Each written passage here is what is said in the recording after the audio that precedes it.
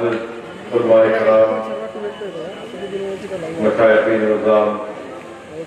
بزرگان ملت، نوجوان ساتھیوں، پس پردہ بیٹھ کر سننے والی میری سردار ماں بہنوں، عزیزان ملت اسلامیہ، محرم کے اس ماہ مبارک کا پہلا عشرہ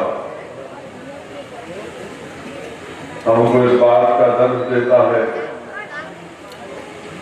کہ ہم اللہ سبحانہ وتعالیٰ کی راہ میں اپنی جان کے نذرانوں کو پیش کریں تاکہ حق کی سربلندی کے لیے اور دین اسلام کی کامیابی کے لیے ہم کو اس بات کا پیغام اور درس ملتا ہے۔ اسی ماہ مبارک میں حضرت آدم علیہ السلام کی دعا قبول ہوئی، توبہ قبول ہوئی۔ اسی ماہ مبارک میں کشتی نوح علیہ السلام کو قرار ملا۔ اسی ماہ مبارک میں حضرت یونس علیہ السلام مچھلی کے پیٹ سے باہر آئے۔ اسی ماہ مبارک میں حضرت ابراہیم علیہ السلام کی ولادت ہوئی۔ اسی ماہ مبارک میں حضرت عیسیٰ علیہ السلام کی ولادت ہوئی۔ اور جب اللہ کے رسول صلی اللہ علیہ وسلم مکہ سے ہجرت کر کر مدینہ شریف کو تشریف لائے، اللہ کے رسول صلی اللہ علیہ وسلم نے دیکھا کہ یہودی روزہ رکھتے ہیں، اور جب ماجرا پوچھا گیا کیا وجہ ہے تو کہا گیا کہ آج کے دن 10 محرم کے دن حضرت موسیٰ علیہ السلام کی دعا قبول ہوئی۔ تو اللہ کے رسول صلی اللہ علیہ وسلم نے ارشاد فرمایا کہ حضرت موسیٰ پر ہمارا تم سے زیادہ حق ہے، اور اللہ کے رسول صلی اللہ علیہ وسلم نے یہ قائد ظاہر کی اپنی امت سے کہ ہم 9 یا 10 محرم کو روزہ رکھیں یا پھر 10 یا 11 کو روزہ رکھیں۔ میرے عزیز دوستوں اور بزرگوں، اس ماہ مبارک میں ہم کو اہل بیت کی قربانیوں کا بھی ایک درس ملتا ہے۔ حضرت ابو سعید خدری رضی اللہ تعالیٰ عنہ حدیث شریف فرماتے ہیں کہ اللہ کے رسول صلی اللہ علیہ وسلم نے فرمایا، حدیث شریف حضرت ابو سعید خدری رضی اللہ تعالیٰ عنہ سے ہے کہ اللہ کے رسول صلی اللہ علیہ وسلم نے فرمایا کہ مسلمان کی دعا رکی رہتی ہے جب تک کہ وہ اللہ کے رسول صلی اللہ علیہ وسلم پر اور اہل بیت کو درود و سلام نہیں پہنچاتا۔ تو حدیث شریف سے معلوم ہوا کہ دعا کی قبولیت کی ضمانت یہ ہے کہ ہم رسول اللہ صلی اللہ علیہ وسلم پر اور آل پر درود و سلام دیں۔ میرے عزیز دوستوں اور بزرگوں، میں نے علماء کرام کی زبان سے سنا کہ امام جعفر الصادق رضی اللہ تعالیٰ عنہ نے ارشاد فرمایا کہ اللہ قرآن میں فرماتا ہے کہ وَاعْتَصِمُوا بِحَبْلِ اللَّهِ جَمِيعًا وَلَا تَفَرَّقُوا۔ امام جعفر الصادق فرماتے ہیں کہ حبل اللہ کا مطلب اہل بیت۔ قرآن کی آیات میں اللہ فرما رہا ہے کہ اللہ کی رسی کو مضبوطی سے تھام لو تاکہ تم متفرق نہ ہو جاؤ، تم انتشار نہ پیدا ہو جائے۔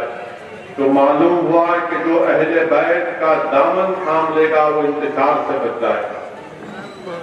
میرے عزیز دوستوں اور بزرگوں، اللہ کے رسول صلی اللہ علیہ وسلم نے ارشاد فرمایا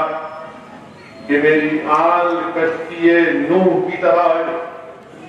یعنی جو کشتی نوح میں سوار ہو گیا وہ بچ گیا۔ تو علماء کرام نے فرمایا کہ جس نے اہل بیت کا دامن تھام لیا وہ بچ گیا۔ میرے عزیز دوستوں اور بزرگوں، اللہ کے رسول صلی اللہ علیہ وسلم نے فرمایا، دارمی شریف کی روایت ہے کہ رسول اللہ صلی اللہ علیہ وسلم نے ارشاد فرمایا کہ میں نے اپنی بیٹی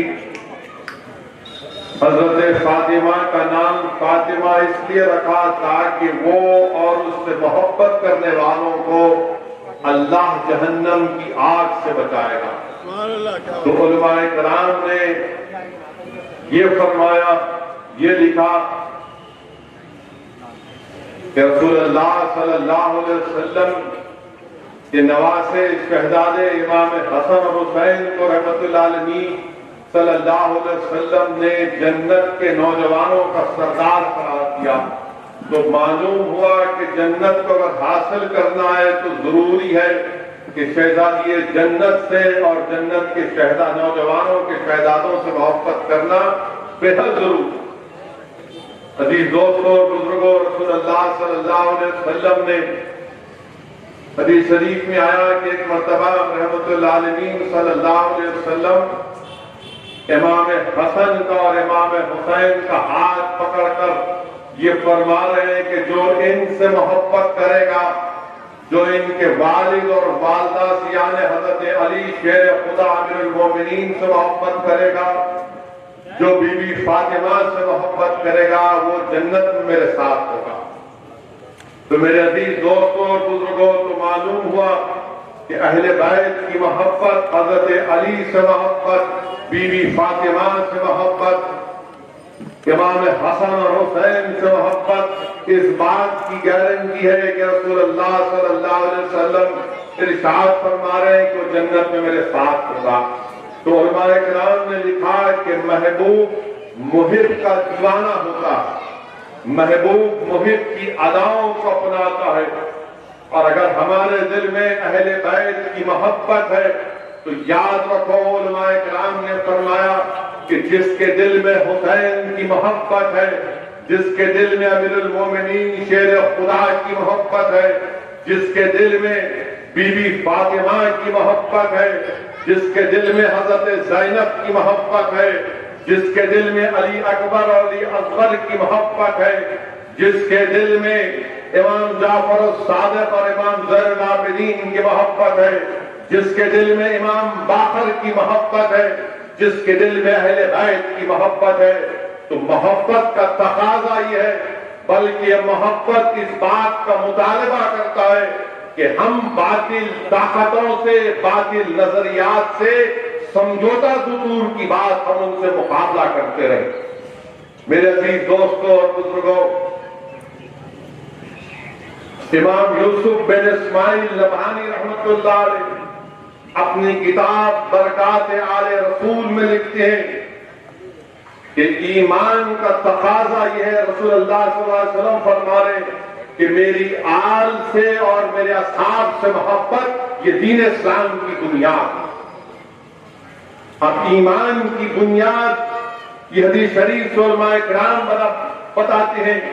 کہ اصحاب رسول صلی اللہ علیہ وسلم سے محبت اور اہل بیت سے محبت، تو معلوم ہوا کہ جس کے دل میں یہ ایمان کی بنیاد نہیں،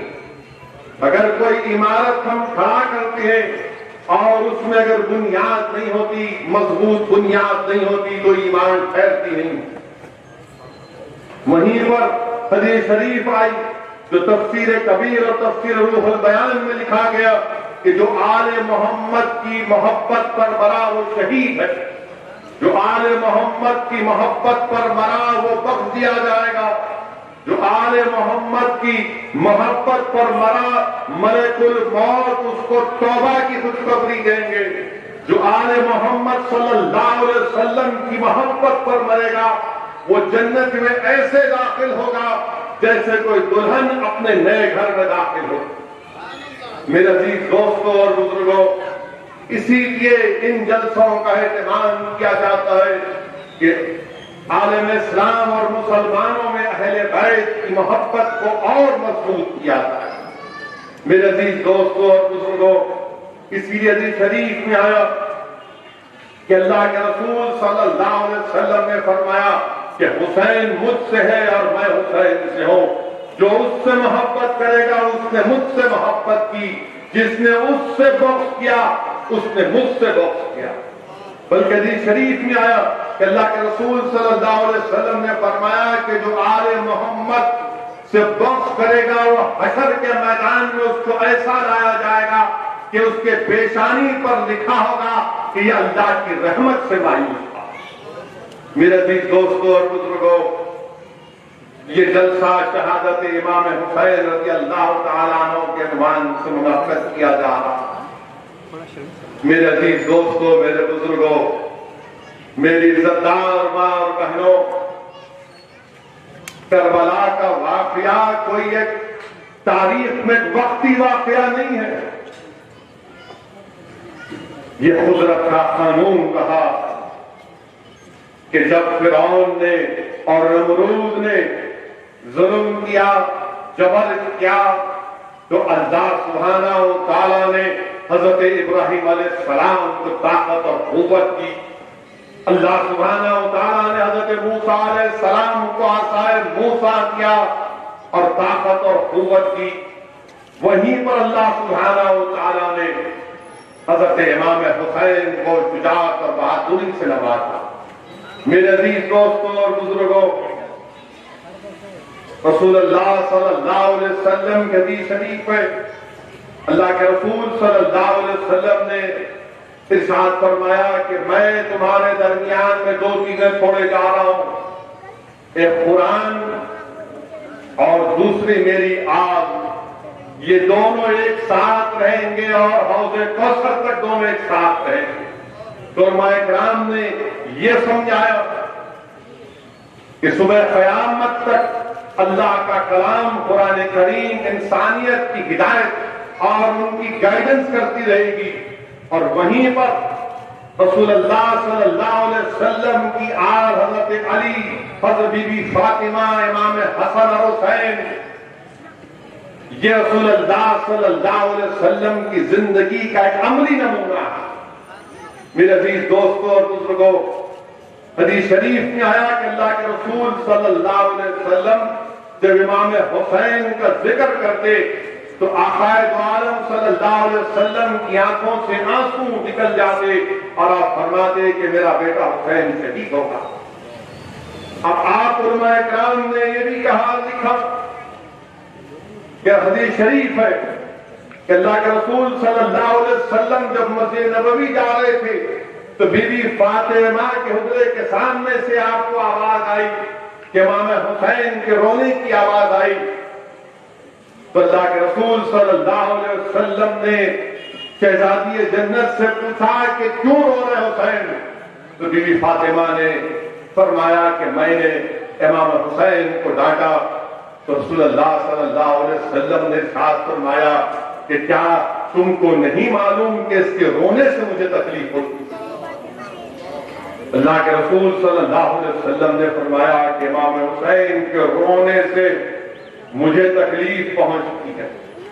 میرے عزیز دوستوں اور بزرگوں، حدیث شریف میں آیا کہ اللہ کے رسول صلی اللہ علیہ وسلم اپنی گود میں بٹھا کر امام حسین کو کھانا کھلایا۔ حدیث شریف میں آیا کہ اللہ کے رسول صلی اللہ علیہ وسلم اپنی زبان مبارک امام حسین کی زبان مبارک سے لگائی۔ حدیث شریف میں آیا کہ اللہ کے رسول صلی اللہ علیہ وسلم امام حسین کو کبھی اپنے کندھے پر تو کبھی اپنی پیٹھ پر بٹھا لیتی ہیں۔ حدیث شریف میں آیا کہ امام حسن اور حسین جب اللہ کے رسول صلی اللہ علیہ وسلم خطبہ دے رہے تو منبر سے اتر کر امام حسین کو اپنے گود میں اٹھا لے۔ واقعہ کربلا میرے عزیز دوستوں اور بزرگوں، اللہ کے رسول صلی اللہ علیہ وسلم نے ٹریننگ دی، بی بی فاطمہ شہزادی جنت نے امام حسن اور حسین کو ٹریننگ، پر کیسی ٹریننگ، کیسا گھرانہ؟ علماء کرام نے فرمایا اور لکھا کہ اللہ کے رسول صلی اللہ علیہ وسلم دعا فرماتے کہ یا اللہ میرے گھرانے کو ایک مرتبہ کا کھانا دینا اور ایک مرتبہ ان کو بھوکا رکھنا۔ اللہ کے رسول صلی اللہ علیہ وسلم کی شہزادی بی بی فاطمہ، حضرت علی شیر خدا امیر المومنین روزہ رکھتے ہفتے میں 3 دن، اور علماء کرام نے لکھا کہ ایک مرتبہ ایسا ہوا کہ حضرت علی شیر خدا امیر المومنین نے روزہ رکھا، شہزادی جنت نے روزہ رکھا اور دونوں شہزادوں نے روزہ رکھا۔ حضرت علی نے کھانے کا سامان لا کے دیا، خاتون جنت نے روٹی تیار کی، اور عین روزہ کھولنے کے وقت گھر کے باہر سے ایک غریب پکارتا ہے کہ اے آل رسول کے گھر والوں میں بھوکا ہوں۔ امام حسین، حدیث واقعہ لکھا گیا کہ امام حسین کی عمر بہت کم، وہ فوراً اٹھتے اور کہتے امی جان میں دیتا ہوں کھانا، اور لے جا کر اس غریب کو کھانا دے دیتے ہیں۔